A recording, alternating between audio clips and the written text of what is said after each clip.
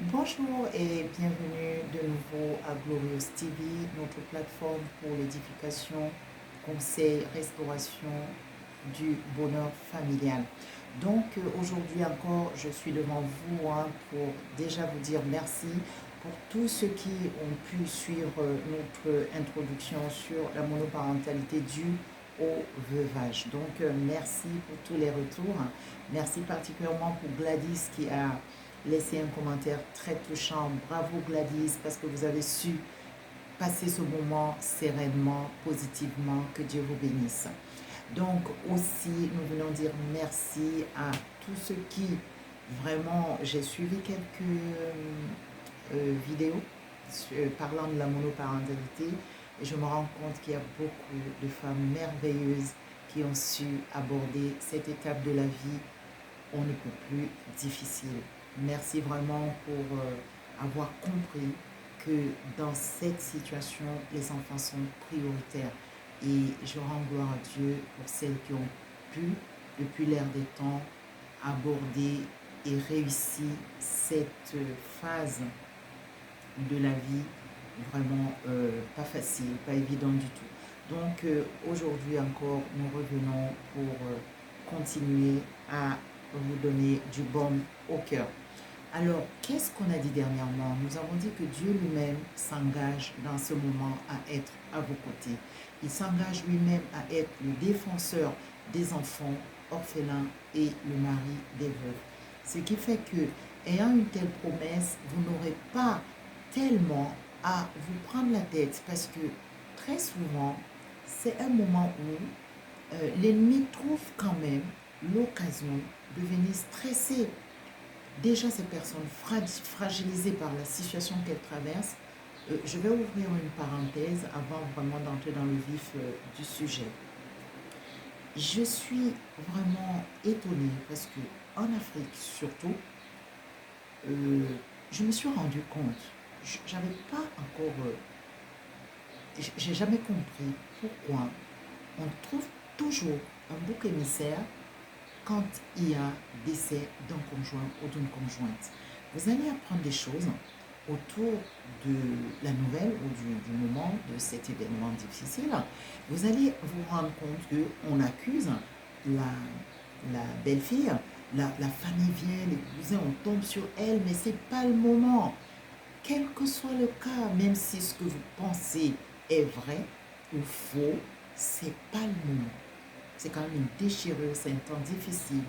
Accompagnez-la, aidez-la. Donc, ce truc est typiquement africain, je ne sais pas, c'est ma culture, je suis tout simplement naturalisée, mais je suis d'origine africaine. Donc, je connais la plupart des temps, j'ai compris, j'ai vu vraiment des guerres, des déchirements, j'ai vu des veuves souffrir parce que rien qu'à l'annonce du décès de leur mari, mais c'est un cousin qui ne parlait même pas avec son mari, qui vient là, il met tout en l'air, parfois on arrache des clés, parfois c'est les frères, parfois c'est les sœurs, parfois c'est la maman, mais alors on tombe sur elle comme des fauves, alors que du vivant de son époux, il n'en était pas question. Du vivant de son époux, ce n'est pas des gens qui étaient tellement proches d'eux. Mais attendez, si vous ne l'avez pas aimé quand votre frère ou votre soeur l'a épousé, mais ce n'est pas le moment de venir les persécuter, les traumatiser. Vraiment, c'est une parenthèse que je tenais à ouvrir. Je ne vais pas la fermer sans aussi lire la loi de Dieu, sans vous dire, à vous qui l'avez fait, quelles que soient les années que vous avez eu à traumatiser, à persécuter, à nuire à une veuve et à un orphelin, voici ce que dit la parole. J'ai lu pour vous Deutéronome 27, 19. Maudit soit celui qui porte atteinte aux droits de l'étranger, de l'orphelin et de la veuve. Et tout le peuple dira Amen. C'est comme ça. Maudit soit celui qui porte atteinte aux droits de l'orphelin et de la veuve. Arrêtez avec ça. On trouve toujours un bouc émissaire pour malmener une pauvre veuve qui perd son mari ou un veuf qui est en train de pleurer sa femme. Arrêtez-moi ça. Ça, c'est ancré là-bas, en Afrique. Il faut que ça cesse. Du haut de cette chaîne, arrêtez avec ça. Parce que tu vas attirer sur ta vie des malédictions qui vont peser sur toi et sur des générations que tu vas laisser derrière toi. Si elle a tué son mari, ça regarde celui qui a créé son mari. Si elle a tué sa femme, ça regarde celui qui a créé cette femme. Ne savez-vous pas que quand quelqu'un fait du mal, il est le premier à souffrir? Ne savez-vous pas qu'un assassin souffre plus que vous qui le poursuivez pour la peine? Mais laissez-le, il va aller lui-même entrer dans la fosse qu'il a creusée. Vous avez vu ces gens dont on dit tuer, vendre ou donner des gens en sacrifice? Vous les avez vus heureux? Non. C'est pas le moment de venir troubler vraiment une femme ou un homme qui pleure son conjoint. Ils étaient une chair, donc il a déjà une grosse déchirure qu'il a à gérer. Je ferme la parenthèse. Arrêtez avec ça. Parce que je ne sais pas comment tu vas gérer une malédiction qui risque de tomber sur toi et de tes enfants. Repends-toi. Si tu as un jour, tu t'es levé un jour, pendant que ton frère, ton je ne sais qui, est à la mort, pour venir troubler sa veuve, pour venir dérober, voler, arracher des biens qu'elle a construits, qu'elle a fait avec son mari, qu'elle s'est battue, ils se sont battus pour construire un empire. Tu viens tout emporter. Tu t'es attiré la colère de Dieu. Il est temps, c'est aussi ça notre mission en tant que serviteur et servant de Dieu derrière les réseaux sociaux, c'est de sonner la trompette, c'est de tirer la sonnette d'alarme sur des comportements hors du commun qui troublent la société et le vivre ensemble. Vraiment, je ne pouvais pas ne pas ouvrir cette parenthèse. Aussi, je reviens donc maintenant sur nos contemporains en traversée du désert, parce que c'est un désert. La première clé, c'est de sécuriser les enfants et de vous protéger. Vous avez besoin de manger, ne tombez pas en mode j'ai même pas faim, non.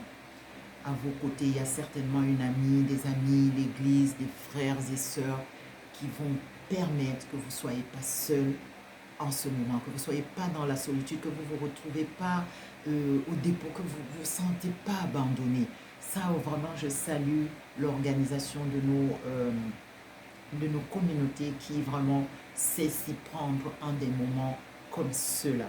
Donc, cette présence permettra que tu glisses à ta nouvelle vie et tu relèves tes nouveaux défis. Tu as à tes côtés le Seigneur qui est là, l'ami fidèle qui aime en tout temps et dans le malheur. Il se montre plus qu'un frère. Dieu est bon. Bien qu'il y ait ce passage de l'homme, d'un jour ou l'autre, il est là. Il est notre consolation, notre appui, notre abri, notre tout.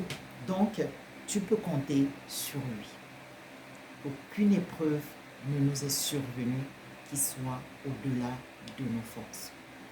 Plusieurs ont basculé tout simplement parce qu'ils n'ont pas fait confiance à Dieu. Donc, il est donc temps maintenant de reprogrammer la vie familiale. Heureuse ou heureux ceux qui restent quand même avec un environnement vital décent, c'est-à-dire avec ton époux, ton épouse, vous avez pu avoir un logement qui vous appartient et donc ça va être moins éprouvant de pouvoir déménager rapidement, de faire ci, de donc. Dans cette maison où reste l'un ou l'une ou l'autre, essayez, moi c'est un conseil que je donnerais, c'est d'essayer de rassembler tous les effets de celui qui est parti, de les rassembler et de les mettre hors de votre vue pour éviter d'avoir des chocs quand vous voyez cela. Donc, vous les mettez hors de votre vue et vous pouvez les donner aussi en œuvre caritative. Vous pouvez les distribuer aux nécessiteux et dans les organismes, ce sera aussi bien de faire ce don. Parce que ça fait aussi partie des caractères des veuves, comme notre maman, la veuve de Serepta, dont nous parle la parole, et même la pauvre veuve qui était toujours prête à donner, au point de donner tout ce qu'elle avait dans la synagogue.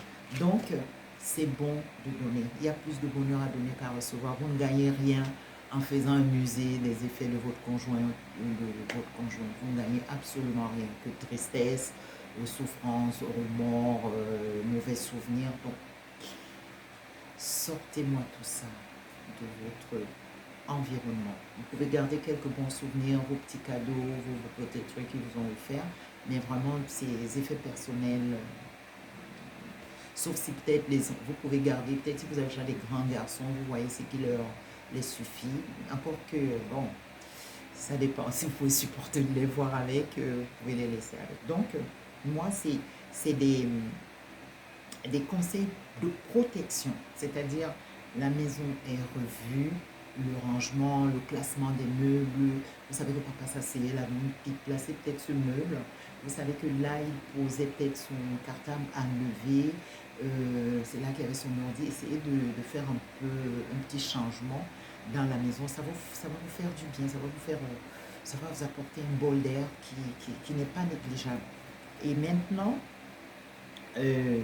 pendant le temps que les frères et sœurs, l'église, la famille sont autour de vous, organisez-vous à ce que peut-être vous dormez ensemble avec les enfants, vous mangez ensemble avec les enfants et vous priez ensemble, vous méditez la parole ensemble, vous écoutez des cantiques ensemble.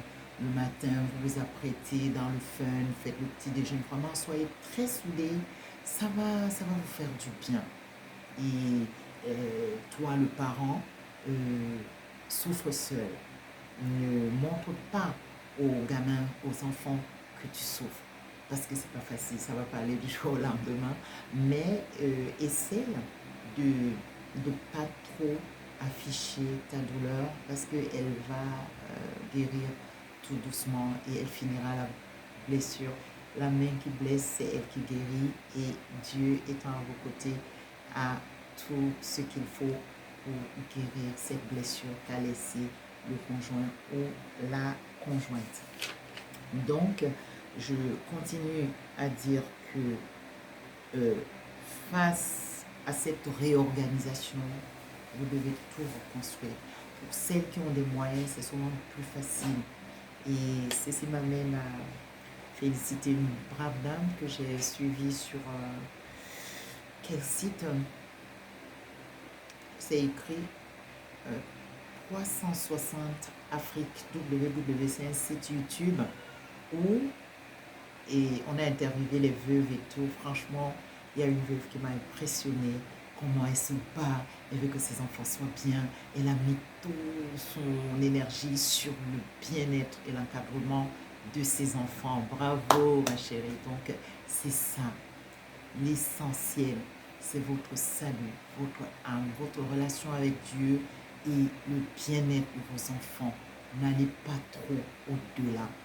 Parce que je vais vous dire, j'ouvre encore une parenthèse, toute veuve qui, dans sa détresse, ces moments où elle est faible, se voit abordée par quelqu'un, devrait faire très attention parce que vous êtes très fragile. Vous ne pouvez pas entrer dans une relation qui soit vraie. Ce n'est pas possible.